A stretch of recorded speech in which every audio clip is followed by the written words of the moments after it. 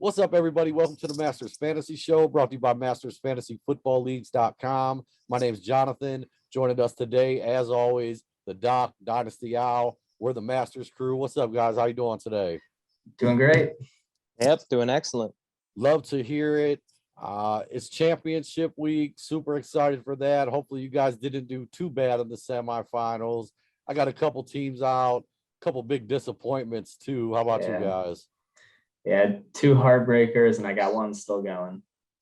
I got my two remaining teams won, so we're all right. Nice. We're in the championship, yeah. And hey, got a shot for 4 out of 5 in our one league. So. Oh, you're back in it, huh? Yeah. Me and Darren.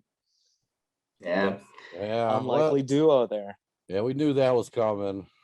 Good stuff. I'm going to be talking about some Dynasty Waiver Wire pickups. The final week you can pick up some guys. Before we jump into it, one thing just came across my phone, man. Sad news. Looks like John Madden passed. Just want to give a shout out, man. One of the reasons, I loved football growing up so much. Definitely going to be missed.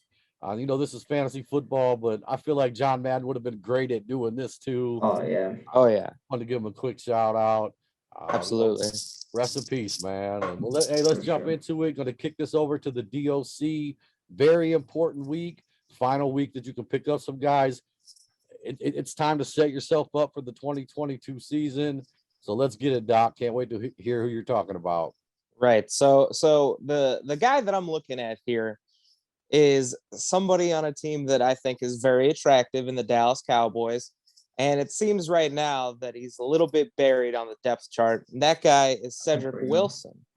So Cedrick Wilson is a guy that we've gotten, we got to see him a few times this year, whether it be COVID or injuries for CD or Amari Cooper. But, I personally have liked what I've seen from Cedrick Wilson. And I feel like the way he's come up big in like tough spots for the Cowboys, I think it'll mean something for him on that team long term.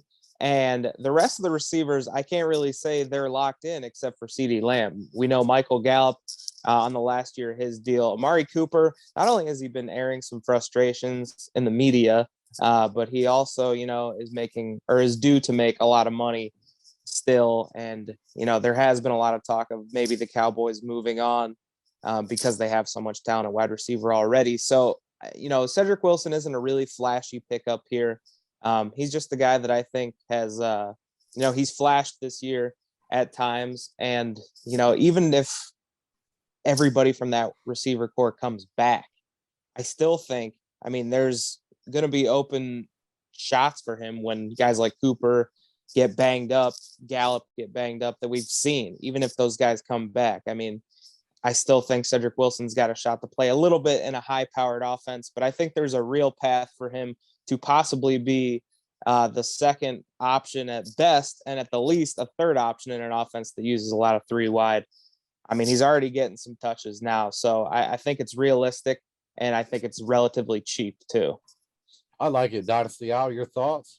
Yeah, so I love the take, and actually I'm kind of surprised I haven't thought about that because I'm real big on both, the Michael Gallup train in terms of, he's probably going to get hit free agency and, sign some more good. Then I always say, if he doesn't, then that means Amari Cooper's probably on the outs. I think, they got to move on from one of those guys with just the contracts the way they're going to be.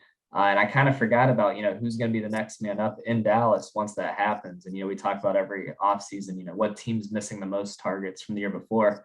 Well, if Amari Cooper or Michael Gallup leave, it's going to be one of those Dallas receivers stepping into that role. And I like Wilson a lot. And who is that other guy just went off on Monday Night Football a little bit, blanking on his name.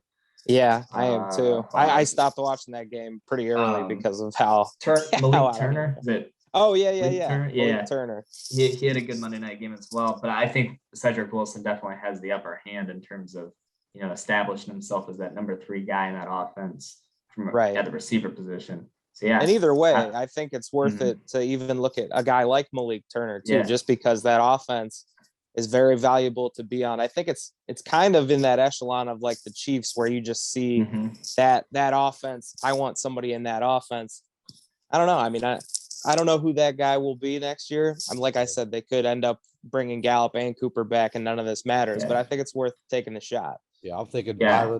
Byron Pringle, maybe. Shout out. Right, Byron. exactly. Yeah. Yeah. Speaking of that Chiefs Yeah. offense, I love the take. He's actually a guy I picked up a couple weeks ago in a deeper Mhm. league and used the week that I think Cooper, I think two of the guys were out, got me like 7 Right. points. He has looked good at times when Gallup went down, and I hadn't even thought about the path where maybe two of them leave. And Yeah. all of a Yeah. sudden he's Dallas's number 2. So I definitely think he's available. I Mhm. like the take. I actually like it a lot, man. I'm gonna go out here tomorrow, and I'm looking ASAP for some Cedrick Wilson shares. Good stuff as always. If you guys could hit the like and subscribe button, love for you to come be a part of the Masters family. Any last words, guys? Thanks for listening.